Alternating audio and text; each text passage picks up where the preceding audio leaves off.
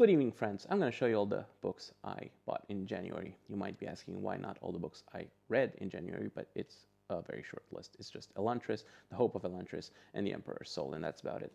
I think the books I actually bought are a bit more interesting and varied. So first off, we have The Buddhist Years by Jack Kerouac. This was published by Rarebird, who have a couple of years ago set up Salt Paradise Press to put out a bunch of Jack's posthumous works. I think the first one was called Desolation Peak, and then was the second one was called Self Portrait, and this is the third one, and it covers basically all of Jack's previously unpublished works that deal with Buddhism.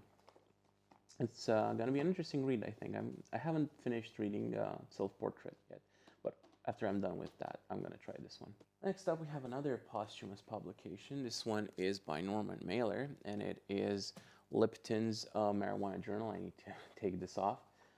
Basically, in the mid-50s, Norman Mailer had a bit of a crisis of faith, let's say. He wasn't really sure where he was heading with his writing career. His novel Barbary Shore hadn't done super well, and his novel Deer Park was having trouble even coming out because of censorship issues. And this is basically his journal from that period. He used to smoke weed and go to jazz clubs with his wife, and then write a bunch of different entries. And a lot of his essays that he would later publish at the end of the 50s and throughout the 60s kind of have their intellectual origins within this journal. Next up, we have Feverish Zest by Mattia Ravasi. He is famously known here on YouTube as the Book Chemist, and I really wanted to check out his writing. This is a novel. It's his first published novel, as far as I know. And I got this from the Barnes & Noble website. If I can offer one critique, I think it needs a bit more indentation. But yeah, I'm looking forward to reading this one. Next up, I saw this for $1 in a secondhand bookshop, and I knew it's his first novel ever. And I'm thinking that maybe I'll figure out why the fuck he's so popular by reading this. Other than the fact that he publishes a lot of stuff, most of which he doesn't actually write himself. But this he actually wrote himself when he was just a struggling writer like the rest of us. Next up, we have a book by Brandon Sanderson. This is Tailored Realities, which is, as the time of filming, his latest release. And it's signed. It's my first signed copy of a Brandon Sanderson book that I got. Yeah, basically this is all of his non-Cosmere short work. Although, of course, since it is Sanderson we're talking about, some of this stuff could be considered novel length. Next up, we have a book that I have very little interest in actually reading. This is Alchemized.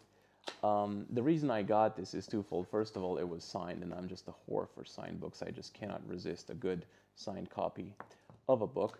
And the second reason is that I'm actually thinking of starting a new series on this channel, which would involve me reading and reviewing books that I wouldn't normally read and review.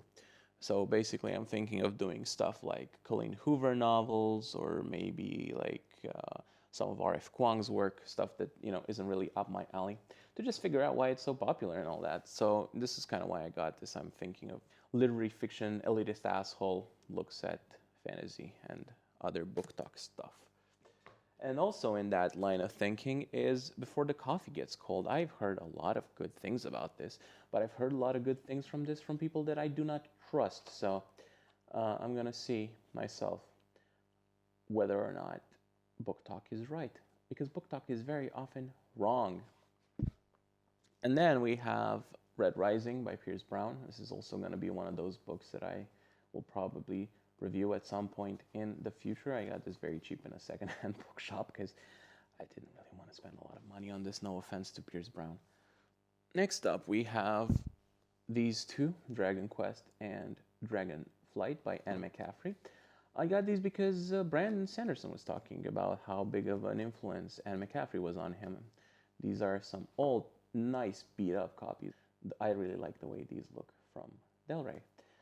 I'm going to give these a shot. I think these are the first two books in her Dragon Riders of Pern series. So, yeah.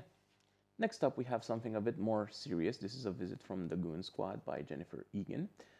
This is a half collection of short stories, half novel kind of deal. I think one of the chapters is told as a PowerPoint presentation, which is really cool and postmodern. And yeah, it's won the Pulitzer Prize, so it must be at least pretty good. And last but not least, unless I forgot something, we have a couple of hard case crimes. If I keep doing these videos month by month, you will see that I'll probably keep collecting a bunch of hard case crime stuff. In fact, I'm thinking of doing a video featuring my entire collection. So we have Easy Death by Daniel Boyd and A Bloody Business. Easy Death, I think, is like your kind of more typical 1950s first-person detective novel. And A Bloody Business is, I think, a history of prohibition told in a very sort of present tense, fast-paced kind of way. This is a very big book, by the way. I think it was advertised as the longest book that Hard Case Crime ever put out at the time of its release. I don't know if it's still the longest book they put out, but I think it's gonna be interesting. I'm looking forward to checking these out. All right, that was the end of the main part of the video. Now I'd like to apologize for the number of videos that have disappeared from my YouTube channel recently. I got a couple copyright strikes and I freaked out and made everything either private or unlisted. The copyright strike is supposed to go away in 90 days, so maybe we can figure something out there. Maybe in 3 months you'll see all the stuff back again. But yeah, thank you for watching. If you'd like to check out some of my writing, I'll put a short story and an interview of me in the description. I'll also link you to my Substack, which I would very much appreciate if you subscribe to. See you whenever.